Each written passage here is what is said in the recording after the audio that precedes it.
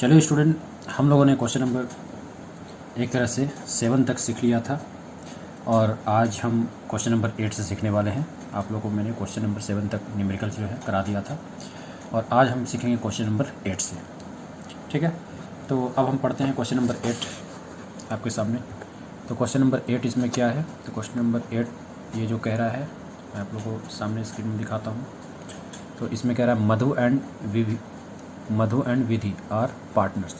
ठीक है, मधु विधि पार्टनर्स है, sharing profits in the ratio 3:2। They decided to admit Manu as a partner from 1 April 2020 on the following terms. Madhu will be given 2/5 share of the profit. देखिए यहाँ पर जो लिखा गया है, मधु को दिया जाएगा 2/5 शेयर ऑफ प्रॉफिट। तो यहाँ पर इसे कंसिडर करने की जरूरत नहीं है, मतलब आपको तो गुडविल निकालना है, तो इससे मतलब नहीं है। तो ये सब क्वेश्चंस में जो है आपको देख करके घबराना नहीं है, जितना यूज है बस आपको उतना ही यूज करना है।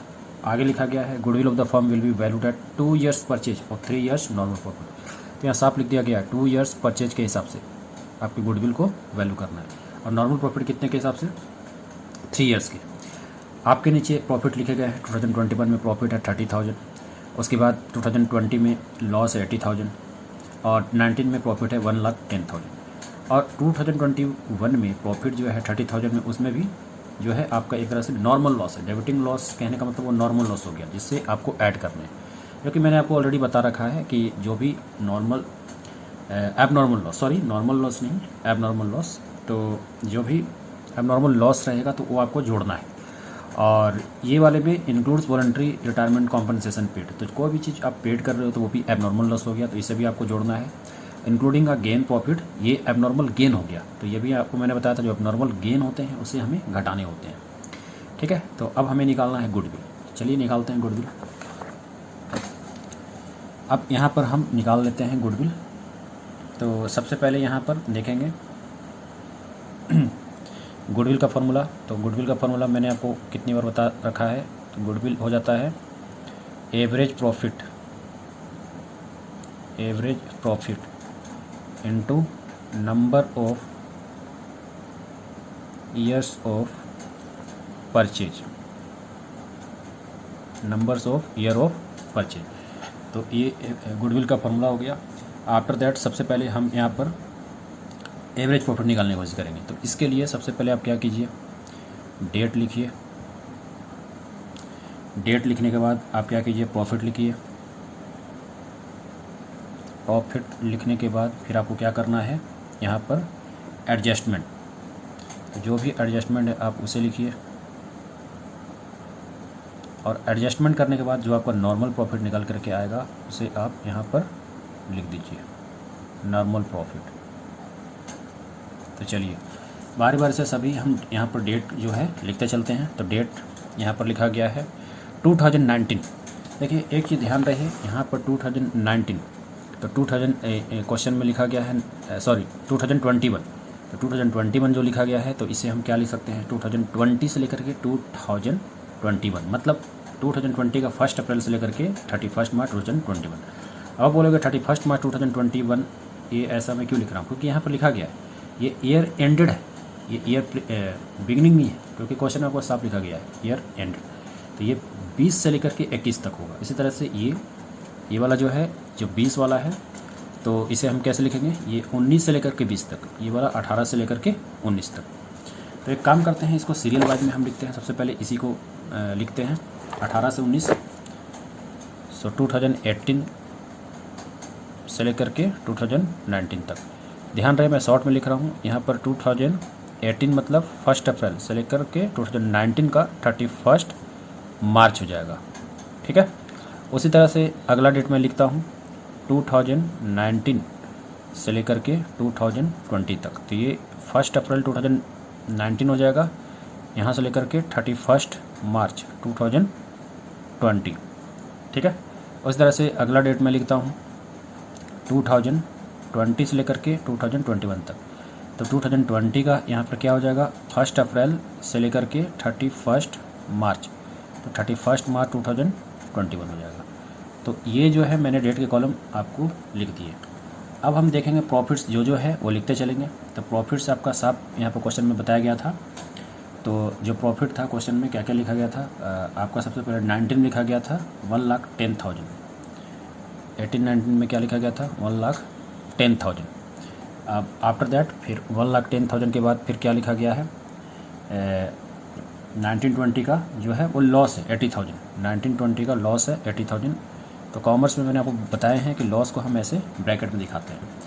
आफ्टर दैट फिर उसके बाद क्या 30,000 का फिर अगेन प्रॉफिट है 2021 से।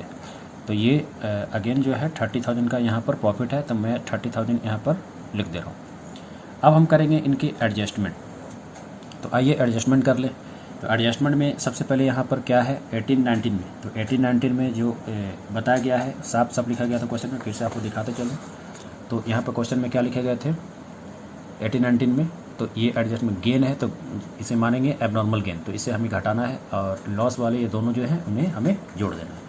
तो 30,000 को हमें यहाँ घटाना होगा, क्योंकि जो भी एबनॉर्मल गेन होता है तो उसे हम माइनस कर देते हैं, ठीक है। आफ्टर दैट फिर एबनॉर्मल लॉस है, तो एबनॉर्मल लॉस कितना दिया गया है, एबनॉर्मल लॉस जो है यहाँ पर साफ लिखा गया था 1,10,000 इस ईयर में, तो इसे हम प्लस कर देंगे 1,10,000। आफ्टर दैट फिर से एबनॉर्मल लॉस है, तो एबनॉर्मल लॉस इस पर कितना है 40,000, तो 40,000 यहाँ पर फिर से हम प्लस कर देंगे। तो दिमाग में ये रखना है एबनॉर्मल लॉस है जो उसको प्लस करते जाइए और एबनॉर्मल गेन है उसे आप माइनस करते जाइए। तो चलिए अब हम इसे कैलकुलेट करते हैं नॉर्मल प्रॉफिट। तो नॉर्मल प्रॉफिट 1,10,000 में से 30,000 घटा देंगे तो ये कितना निकल के आएगा 80,000। आफ्टर दैट 80,000 पहले से लॉस है और 1,10,000 है, तो 1,10,000 में से 80,000 अगर हम घटा दें तो क्या आ जाएगा 30,000 प्रॉफिट में आएगा।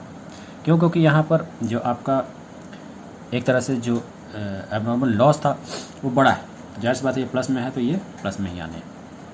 आफ्टर दैट 30,000 है और 40,000 है, दोनों प्लस में है तो यहाँ प्लस कर देते हैं, कितने हो जाएंगे 70,000।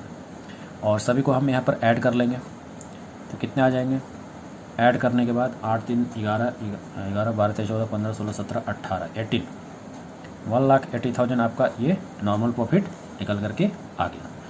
तो आफ्टर दैट अब हम यहाँ पर एवरेज प्रॉफिट निकाल लेते हैं। तो एवरेज प्रॉफिट क्या हो जाएगा नॉर्मल प्रॉफिट एग्जाम में आपको ऐसे नहीं लिखना है, आप एग्जाम में आपको फुल में लिखना है, ठीक है। तो normal profit upon total number of year, total number of years. तो नॉर्मल प्रॉफिट कितना है 1,80,000 है, टोटल नंबर ऑफ ईयर्स कितने दिए गए हैं 4 ईयर से आप इसे डिवाइड कर दो। आफ्टर दैट फिर क्या निकल जाएगा 4 4 जा 16, 4 4 जा 16, 4 5 जा 20, फिर 0 0 0, तो ये आ गया आपका एवरेज प्रॉफिट। अब यहाँ पर निकाल लेते हैं गुडविल। तो गुडविल का फॉर्मूला मैंने आपको ऑलरेडी बता दिया, एवरेज प्रॉफिट 45,000 और कितने के बेसिस पे इसे कैलकुलेट करना था 2 ईयर्स के बेसिस पे, तो हम यहाँ पर 2 ईयर्स के बेसिस पर इसे निकाल लेते हैं। बट एक मिनट क्वेश्चन में मैं फिर से पढ़ता हूँ, यहाँ पर goodwill of the firm will be valued at 2 years purchase of 3 years. Oh sorry, actually देखिए इस क्वेश्चन में इस क्वेश्चन में 3 ईयर्स ही था, तो एवरेज प्रॉफिट आपको 3 ईयर से ही करने हैं। कोई बात नहीं, मैं इसे सुधार देता हूँ, कोई दिक्कत नहीं है। एक्चुअली मैंने हड़बड़ी में देख लिया कि मुझे लगा कि ये 4 ईयर्स का है, ठीक है, तो कोई दिक्कत नहीं है। तो 3 ईयर्स मैंने यहाँ सुधार दिया है, कोई प्रॉब्लम नहीं है, छोटी सी गलती थी तो मैंने इसे सुधार दिया है और ये 60,000 आया, ठीक है। तो 60,000 एवरेज प्रॉफिट आया, तो 60,000 मैं यहाँ फिर से लिख देता हूँ। और हाँ, गुडविल कितने के बेसिस पे कैलकुलेट करना था, ये करना था 2 ईयर्स, तो यहाँ पर मैं इसे मल्टीप्लाई कर देता हूँ और फाइनली आंसर जो है 1,20,000 निकल करके आ जा रहा है, ठीक है। So this is your answer. तो यही आपका गुडविल है, ठीक है। चलिए अब नेक्स्ट क्वेश्चन की ओर आगे बढ़ते हैं, क्वेश्चन नंबर 9। अब पढ़ते हैं क्वेश्चन नंबर 9 जो है यहाँ पर क्या कह रहा है। मैं आपको क्वेश्चन नंबर 9 दिखलाता हूँ। देखिए क्वेश्चन नंबर 9 में यहाँ पर क्या बोला जा रहा है, क्वेश्चन नंबर 9 में यहाँ पर बोला जा रहा है, मैं थोड़ा सा जूम इन करता हूँ और आपको दिखाता हूँ। देखिए क्वेश्चन नंबर 9 जो यहाँ पर बोला जा रहा है, ये कह रहा है क्वेश्चन नंबर 9 में कि Tarang purchase Jyoti business with effect from 1 April 2021 and after that फिर इसमें क्या लिखता है, profits own by Jyoti business for the last 3 financial year ended 31 March were 19 में इतना लिखेगा, 20 में इतने और 21 में इतने। अब देखिए 19 में जो प्रॉफिट लिखे गए हैं उसमें इंक्लूडिंग एबनॉर्मल गेन है, तो इसे क्या करेंगे माइनस करेंगे। 20 में एबनॉर्मल लॉस है, उसे प्लस कर देना है। 21 में एक्सक्लूडिंग 12,500, तो एक्सक्लूडिंग देख करके ये नहीं समझना है कि पहले से एक्सक्लूड है, नहीं, पूरा पढ़ना है। As insurance premium on firms property now to be insure, मतलब इसे अब इंश्योर करना है, अभी वो इंश्योर हुआ नहीं है, मतलब इसे अभी हमने इंश्योरेंस कराया नहीं है, ये हमें अब कराना है। तो पहले इसको हमें माइनस करना होगा, क्यों? क्योंकि अभी ये 12,500 जो है इसमें शामिल है। तो चलिए पहले हम यहाँ पर एवरेज प्रॉफिट कैलकुलेट करने की कोशिश करते हैं। तो आइए एवरेज प्रॉफिट हम कैलकुलेट कर लें। तो देखिए क्वेश्चन नंबर 9। तो सबसे पहले उसी तरह से हम फॉर्मेट लिखते चलेंगे। यहाँ पर डेट लिखेंगे, डेट लिखने के बाद फिर हम यहाँ पर प्रॉफिट लिख लेंगे। डेट लिखने के बाद हम यहाँ पर क्या लिख लेंगे? प्रॉफिट लिख लेंगे। प्रॉफिट लिखने के बाद फिर से यहाँ पर एडजस्टमेंट लिखने के बाद फिर हम क्या निकालते हैं? Normal profit. ठीक है, तो यहाँ पर डेट का ये कॉलम हो गया, ये प्रॉफिट का कॉलम हो गया, ये एडजस्टमेंट का कॉलम हो गया और ये नॉर्मल प्रॉफिट का कॉलम हो गया। तो आइए अब हम निकाल लेते हैं।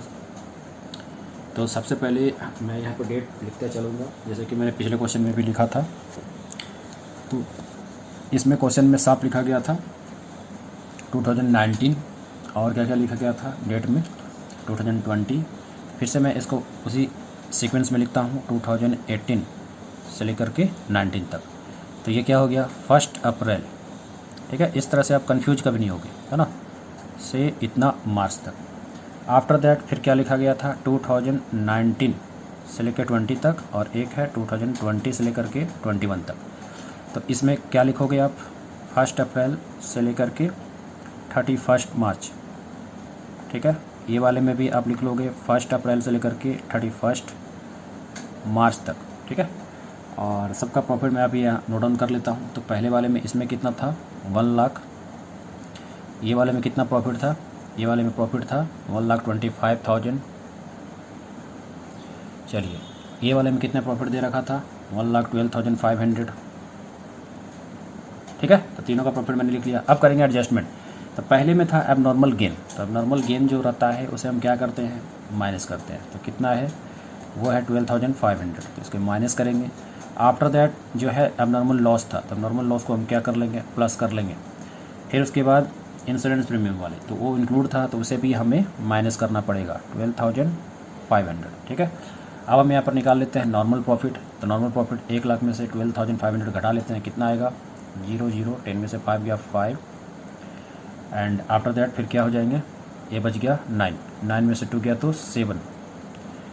ठीक है, और फिर से 9 में से 1 गया तो 8, 87,500। ये दोनों को प्लस कर देते हैं, तो ये कितना आ जाएगा? 5 5 10 2 2 4 1 5, 1,50,000। फिर से ये कितना है? 1,12,500 में से फिर 12,500 को माइनस कर लेते हैं, कितना आ जाएगा? 1 लाख आ जाएगा। ठीक है, तो फाइनली यहाँ पर नॉर्मल प्रॉफिट को मैं ऐड कर देता हूँ, तो ये कितना आ जाएगा? 0 0 5 7 8 5 कितने हो गए? 13, 1 1 2 1 3 हो जाएंगे, है ना। तो 3,37,500 निकल के आ गए। चलिए अब निकाल लेते हैं यहाँ पर एवरेज प्रॉफिट। एवरेज प्रॉफिट, तो एवरेज प्रॉफिट जैसा कि आप जानते हैं, नॉर्मल प्रॉफिट मैंने फार्मूला ऑलरेडी बता रखा है। नॉर्मल प्रॉफिट जो भी निकल का है उसे आप डिवाइड कर दो नंबर ऑफ ईयर 25। तो टोटल नंबर ऑफ ईयर कितना है? 3। अब इसे डिवाइड करो, कट जाना चाहिए। 3 1 जा 3, 3 1 जा 3, 3 2 जा 6, 3 5 जा 15, 0 0। अच्छा, गुडविल क्वेश्चन में क्या लिखा गया था? कितने ईयर्स के बेसिस पे करना था कैलकुलेट? 2 ईयर्स के बेसिस पे करना है। ठीक है, तो चलिए गुडविल यहाँ पर निकाल लेते हैं। काफ़ी आसान सा सवाल था, तो गुडविल निकाल लेते हैं। एवरेज प्रॉफिट फार्मूला मैंने ऑलरेडी लिख दिया है ना, और इसे मल्टीप्लाई कर लेंगे 2 ईयर्स के बेसिस पे। 0 0 2 5 जा 10, 2 2 जा 4 1 5 2 2, इतना निकल के आ गया। ठीक है, तो गुडविल आपका ये निकल करके आ गया है ना। चलिए नेक्स्ट क्वेश्चन हम बात करेंगे नेक्स्ट वीडियो में। मिलते हैं नेक्स्ट वीडियो में। धन्यवाद।